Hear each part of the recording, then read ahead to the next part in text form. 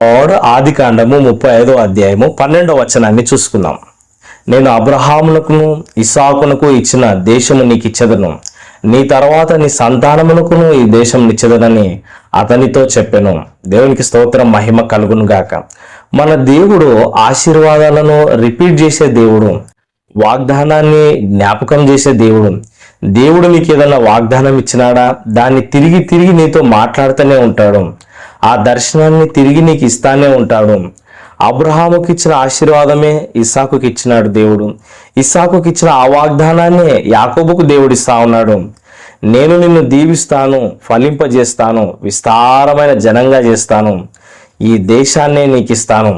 అబ్రహాముకి ఇచ్చిన దేశాన్ని ఇస్సాకుకి ఇచ్చినాను, ఇస్సాకుకి ఇచ్చిన దేశాన్ని నీకు ఇస్తున్నాను. నీ తర్వాత ఈ సంతానానికి, నీ యొక్క సంతానము ఈ దేశాన్ని స్వతంత్రించుకుంటది అని దేవుడు వాగ్దానం చేస్తా ఉన్నాడు. ఆమేన్, హల్లెలూయా. మన తరతరాలకు ఆయన దేవుడుగా ఉన్నాడు, ప్రభువుగా ఉన్నాడు. ఆయనను మనల్ని కాపాడే దేవుడుగా ఉన్నాడు, మన తరతరాలను ఆశీర్వదించే దేవుడుగా ఉన్నాడు. నీకు దేవుడు దీవెన ఇవ్వడమే కాదు, నీ పిల్లల పిల్లల్ని కూడా దేవుడు దీవిస్తాడు, ఆయన కాపాడుతాడు. మరి దేవుడు యాకోబుతో నీకు చిన్న స్థలాన్ని ఇస్తాను అనట్లేదు, ఒక దేశాన్ని నీకు ఇస్తానయ్యా, ఈ దేశంని నీ పేరు మీద ఇస్తున్నాను,